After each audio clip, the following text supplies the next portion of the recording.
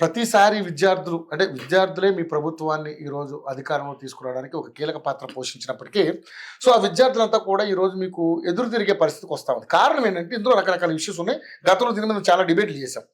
So ముఖ్యంగా చూసుకున్నప్పుడు group 1 విషయంలో తెలుగు భాషని మీరు తొక్కేశారు. తెలుగు భాషకి సంబంధించి చాలా దారుణంగా ప్రభుత్వం వ్యవహరించింది. సో క్వాలిఫై విషయంలో చాలా అంటే దాని విధంగా నియంతలాగా ప్రవర్తించిందని చెప్పేసి అనేక రకాల ఇష్యూస్ బయటకు వస్తూ ఉన్నాయి. సో ఏంటి సార్ అసలు నిజంగానే మరి ఇప్పుడు విద్యార్థులకు మొత్తం కూడా ఈ విధంగా మీ మీద తిరగబడడానికి ఏంటి ముఖ్య కారణాలు ఏంటి అసలు? ఇప్పుడు ఒక్కటే నేను గ్రూప్ 1లో విజయం సాధించినటువంటి అభ్యర్థులు, తర్వాత విజయం సాధించినటువంటి అభ్యర్థులు విజయం సాధించిన వాళ్ళు ఉత్సాహంగా ఉండొచ్చు, విజయం సాధించిన వాళ్ళు నిరుత్సాహంగా ఉండొచ్చు. విజయం సాధించిన వాళ్ళేం గొప్పేం కాదు, విజయం సాధించిన వాళ్ళు కూడా వాళ్ళతో సమానమే, వాళ్ళేం తక్కువ కాదు, వాళ్ళు గొప్ప కాదు, వీళ్ళేం తక్కువ కాదు. వాళ్ళు సమయాన్ని సక్రమంగా వినియోగించుకున్నారు. వీళ్ళు ఎవరైతే నిరాశలో ఉన్నారో, విజయం సాధించలేదో, వాళ్ళు సమయాన్ని సక్రమంగా వినియోగించుకోలేదు. చాలా మంది ఈ పరీక్ష వాయిదా పడాలని చెప్పి రోడ్లకి ధర్నాలు చేశారు. అట్లాంటి వాళ్ళు సమయం వృధా చేసుకున్నారు. వీళ్ళు ధర్నాలు చేస్తుంటే కొంతమంది ఏం చేశారు, తెలివిగా బయటికి రాకుండా లైబ్రరీలో కూర్చోనో ఎక్కడో కూర్చోనో వాళ్ళకి తోచిన రూముల్లోనో స్టడీ హాల్లో కూర్చొని ఇక భీష్మించి కూర్చొని సిద్ధపడ్డారు. వాళ్ళు ఇలా విజయం సాధించారు అంతే. నేను ఒకటే సూచన చేస్తున్నా, వాళ్ళు గొప్పవాళ్ళు కాదు, మీరు వాళ్ళకన్నా తక్కువ వాళ్ళు కాదు, మీరు కూడా వాళ్ళతో సమానమే. సమానమైన తెలివితేటలు ఉన్నాయి, సమానమైన అర్హతలు ఉన్నాయి.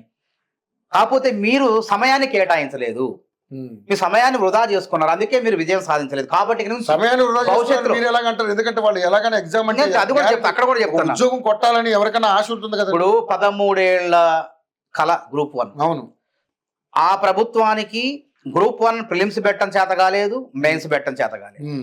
ఆ ప్రభుత్వం వైఫల్యం మూలంగా చాలా మంది నిరుద్యోగులు నష్టపోయారు. నష్టపోతే అసలు అందులో లోపాలు ఏమున్నాయని చెప్పి తెలుసుకొని కాంగ్రెస్ ప్రభుత్వం, ముఖ్యమంత్రి రేవంత్ రెడ్డి గారు ఈ TGPSCని సంస్కరించాలి అని చెప్పేసి ఫస్ట్ ఏం చేశారు ఆయన, మొదట UPS union public service commission ఎక్కడైతే ఢిల్లీలో ఉందో, రేవంత్ రెడ్డి గారు, నీటిపారుదల శాఖ మంత్రి ఉత్తమ్ కుమార్ రెడ్డి గారు ఇద్దరూ వెళ్ళి అక్కడ ఉన్న చైర్మన్ సభ్యుల్ని కలిసి ఒక 3 గంటల సేపు వాళ్ళతో బైఠాయించి తెలంగాణలో కూడా పరీక్షలు ఏ విధంగా నిర్వహించాలి, TGPSCని సంస్కరించాలని చెప్పి ఇక్కడికి వచ్చారు. రాంగలోని లీకులకు కారణమైనటువంటి గత ప్రభుత్వంలోని గత TGPSC చైర్మన్ని, అదేవిధంగా సభ్యులు మొత్తాన్ని కూడా వాళ్ళు రాజీనామా చేసి పక్కన పోయిన తర్వాత మంచి నిష్ణాతులు, లీకులు లేకుండా పరీక్షలు నిర్వహించే సమర్థుడైనటువంటి మహేందర్ రెడ్డి గారిని, సభ్యుల్ని, చక్కగా రాజకీయాలతో సంబంధం లేనటువంటి వాళ్ళని, నిష్ణాతులు, వివిధ రంగాల్లో నిష్ణాతుల్ని సభ్యులుగా నియమించారు. ముందు అది ప్రక్షాళన చేశారు. ఇందులో మీరు తెలుగు మీడియం వాళ్ళు కానీ అసలు ఎవ్వరికి అన్యాయం జరగదండి. తెలుగు మీడియమా ఇంగ్లీష్ మీడియమా అనేది దాన్ని అది మెడకాయమే తలకాయ లేని ప్రశ్న. కానీ ఇప్పుడు వాళ్ళు అంశం ఏంటంటే అదే తెలుగు మీడియం వాళ్ళకి అన్యాయం జరిగింది. ఏమంటారంటే నిరాశలో ఉంటారు. నిరుద్యోగ అనే కూడా అద్దం లాంటి మనసు. ఆ నిరుద్యోగ అద్దం లాంటి మనసుని కొంతమంది విషం నింపుతారు ఆ మనసులో.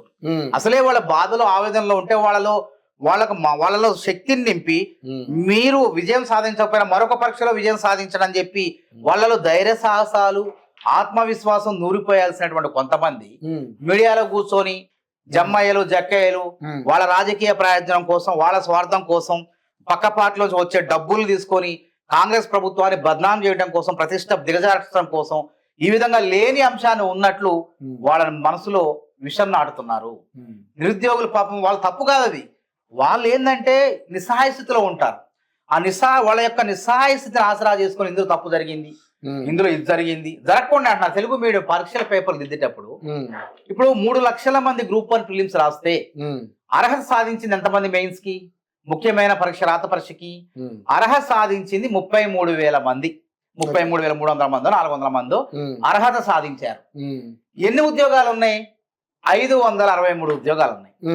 అంటే 563 ఉద్యోగాల కోసం ప్రిలిమ్స్ లో 3 లక్షల మంది పోటీ పడితే మెయిన్స్ కి వచ్చేసరికి వాళ్ళు వడపోత ద్వారా ఎంతమంది? 33,000 మందే మెయిన్స్ రాయడానికి అర్హత సాధించారు. మిగతా వాళ్ళంతా నిరాశలో ఉన్నట్టే కదా. వాళ్ళంతా అప్పుడు ఏం చేశారంటే, ఏ నిరుద్యోగ అయినా మానసిక స్థితి అట్లా ఉండాలి. నేను రాక వచ్చిన 13 ఏళ్ల తర్వాత వచ్చిన నోటిఫికేషన్, నేను అవకాశం కోల్పోతున్నా, ప్రిలిమ్స్ లో విఫలం అయిపోయినా 1:100 పెడితే బాగు అని కొంతమంది రోడ్ల మీదకి వచ్చి ఈ పరీక్షను ఎట్లా వాయిదా అయిపోద్దాం చూశారు. కానీ రేవంత్ రెడ్డి సర్కారు పారదర్శకంగా ఉంది. పరీక్షలు సక్రమంగా జరిగి ఈ పాత 10 రోజులు 13 సంవత్సరాల బూజు దులిపేసి నిరుద్యోగులకు సక్రమంగా మంచిగా చదివే అభ్యర్థులకు ఎవరైతే ఉన్నారో వాళ్ళకి ఉద్యోగాలు ఇవ్వాలనే దృఢ సంకల్పంతో ముందుకు పోయింది. వాళ్ళ మీద వ్యతిరేకత కాదు, నిరాకరణ కాదు, ఈ పరీక్షను ఎట్లా అవగొట్టాలి అని చెప్పి. అట్లనే ఏం చేసింది, ఏమైనా లీకులు చేసినవా? ఎప్పుడైనా ఏ నిరుద్యోగ అయినా దేని గురించి కొట్లాడాలా? పరీక్షలో అక్రమాలంటే ఏంది, పరీక్షలో వేరే అర్హత సాధించిన వాడు ఎవడైనా పరీక్ష రాసిండా, అక్రమాలు జరిగినాయంటే ఏంది, అవకతవకలు అంటే ఒకళ్ళ పరీక్ష ఇంకో పైలటింగ్ కానీ లేకుంటే పేపర్ లీకులు కానీ ఇట్లా ఏమైనా జరిగినాయా, జరిగితే పోరాటం చేయండి, మేము కూడా మద్దతిస్తాం. అంతేగాని అట్లా లేకుండా గత ప్రభుత్వం చేసిన తప్పులు చేయకుండా ప్రిలిమ్స్ విజయవంతంగా పెట్టి పటిష్టంగా పెట్టి బయోమెట్రిక్ విధానాన్ని పాటించి ఎటువంటి లోపాలు జరగకుండా పరీక్ష పెట్టి ప్రిలిమ్స్ ఫలితాలు విడుదల చేసేటప్పుడు ఏం చేశారు, జీవో 29 మీద తీసుకొచ్చారు.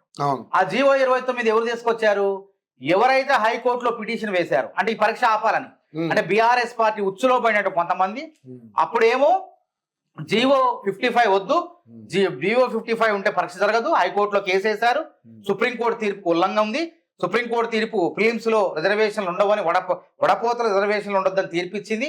ఒకవేళ జీవో నెంబర్ 55 ద్వారా మనం పరీక్ష గ్రూప్ 1 ప్రిలిమ్స్కి వెళ్తే ఈ పరీక్ష ఆగిపోద్ది, కొట్టుడు పోద్ది, దీన్ని సవరించండి అని చెప్పి తిరిగారు ఆ బ్యాచ్. అదే అశోక్ నగర్ నుంచి తిరిగిన వల్ల ఆ బ్యాచే ఉల్టా అయిపోయి జీవో 29 తీసుకొచ్చిన తర్వాత, జీవో 29 ఎక్కడ తీసుకొచ్చినా వీళ్ళు చెప్పంగా చేయలే.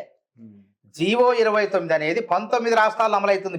జీవో 29లో కూడా బొక్కలు ఉన్నాయని చెప్పేసి ఎట్టి సుప్రీంకోర్టుకు పోయారు, ఏమైంది, కోర్టు కూడా సమర్థించింది సరైనదే, హైకోర్టుకు పోయారు, హైకోర్టు కూడా సరైనది అన్నది. కానీ మీ సరైనదంటే విద్యార్థి లోకం అంతా ఎందుకు నిరుద్యోగ లోకం పరీక్షకు అర్హత సాధించిన వాళ్ళు ఎక్కువ ఉంటారు. ఆ రోజు ప్రిలిమ్స్ కు 3 లక్షల మంది రాస్తే 33,000 మంది అర్హత సాధించారు. మిగతా వాళ్ళంతా బాధపడతారు కదా, తప్పు కాదు అది, వాళ్ళ తప్పు కాదు. సహజ సిద్ధంగా నిరుద్యోగం అనేవాడు ఆ విధంగానే ఆవేదన పడతాడు. కానీ వాళ్ళ ఓదార్చి వాళ్ళకి ధైర్యం చెప్పి ఆత్మస్థైర్యం చెప్పి మరో ఎగ్జామ్ సిద్ధపడేలా చేయాలి. కానీ కొంతమంది ఏంది, వాడు చావాల, నిరుద్యోగం చనిపోతే బీఆర్ఎస్ వాళ్ళు దీన్ని ఆసరా చేసుకున్నాడా శవరాజకీయం చేయాలి. అంటే ఎవడన్నా బతుకు కోరతాడు, ఒక నిరుద్యోగి బతకాలని కోరతాడు. ఒకవేళ వాడు స్వయంకృతాపరాధం ద్వారా పరీక్ష విజయం కాకపోతే వాళ్ళలో మానసిక స్థైర్యం పెంచే విధంగా ఏ నాయకుడైనా ఏ విద్యార్థి సంఘాలైనా నిరుద్యోగ సంఘాలైనా ప్రయత్నం చేయాలి. అంతేగాని ఇందులో లోపాలు జరగకుండా తప్పులు జరిగినాయి అంటారు. ఇప్పుడు 29 విషయంలో 19 రాష్ట్రాలు అమల్లో ఉంది, పక్క రాష్ట్రంలో కూడా ఇదే జీవో ఉంది. వాళ్ళ అన్ని రాష్ట్రాలను పరిశీలించి ఈ పరీక్ష జరగాలి ఎట్లా ఈ రాష్ట్రాలు అని చెప్పి ముఖ్యమంత్రి రేవంత్ రెడ్డి గారు ఈ విధంగా జీవో 55 కూడా మార్చడం కాదు, సవరణ. ఇటు సుప్రీంకోర్టు తీర్పును గౌరవించాలా, అదే విధంగా రాష్ట్రంలో ఉన్నటువంటి ఎస్సీ ఎస్టీ బీసీ మైనారిటీ వర్గాల వాళ్ళకు కూడా లాభం చేకూర్చాలి అనేటువంటి ఈ విధంగా రేవంత్ రెడ్డి గారు ప్రయత్నం చేసుకొచ్చి 55 సవరణ తీసుకొచ్చి 29 తీసుకొస్తే అక్కడ రాజకీయం చేయబోయారు. 1:100 అన్నారు. 1:100 ఎప్పుడు ఉంటది, నోటిఫికేషన్ లో మెన్షన్ పెట్టినప్పుడే ఏ నోటిఫికేషన్ ఏముంటే అదే కొనసాగుతుంది. అంటే మధ్యలో బట్టి విక్రమార్క గారు అప్పుడు ఏమన్నారంటే మళ్ళీ నోటిఫికేషన్ మళ్ళీ ఒక నోటిఫికేషన్ వస్తే 1:100 ఇచ్చిన తప్పులేదు అలా. కానీ నోటిఫికేషన్ ఏముంది, నోటిఫికేషన్ జరిగిపోయింది, ఇచ్చిన తర్వాత నోటిఫికేషన్ లో మెన్షన్ చేసిన తర్వాత నువ్వు మార్చడానికి వీలేదు. 1:100 అంటే ఇంకో కోర్టుకు పోతారు, కోర్టుకు పోతే మళ్ళీ పరీక్ష మొదటి కాడికి వస్తుంది, ఆగిపోతుంది. కాబట్టి అన్ని కూడా ఆలోచన చేసి మాకు 1:100 ఇవ్వాల్సి ఉన్నప్పటికీ మన ముఖ్యమంత్రి గారు కూడా అన్నాడు, మేము చర్చలో పోయినప్పుడు 1:100 ఇస్తే తప్పు ఏంటంటే మళ్ళీ కోర్టుకు పోతారు. 1:50 అన్నోళ్ళు వాళ్ళకి ఎట్లా ఇస్తారు క్వాలిఫై కాకుండా అని చెప్పి కోర్టుకు పోతే మళ్ళీ మీ నోటిఫికేషన్ లో ఉందా, నోటిఫికేషన్ లేని ఎట్లా ఇచ్చారు 1:100 అని చెప్పి మళ్ళీ కోర్టు ఆఫ్ చేస్తే మళ్ళీ పరీక్ష మొదటి నుంచి పెట్టాల్సి వస్తుంది. కాబట్టి ఆ తప్పు జరగకుండా ముఖ్యమంత్రి రేవంత్ రెడ్డి గారు చాలా జాగ్రత్తలు తీసుకోబట్టే ఈ రోజు గ్రూప్ 1 ఫలితాలు ఇంత వేగంగా పారదర్శకంగా వచ్చినాయి. దీన్ని మీరు తెలుగు మీడియం అన్నారు అంటే జీవో 29 సుప్రీంకోర్టు కూడా సమర్థించింది దీన్ని. సుప్రీంకోర్టు ఇచ్చిన జడ్జిమెంట్ ప్రకారం పరీక్ష జరిగింది. ఇక్కడ అర్థం కావట్లేదు, జయం చేస్తారు ఎస్సీ ఎస్టీలు బీసీలకు అన్యాయం జరుగుతుంది, ఓసీల కోసమే ఈ పరీక్ష తీసుకొచ్చారు, జీవో 29 తీసుకొచ్చారు ఎవడెవడో అన్నాడు.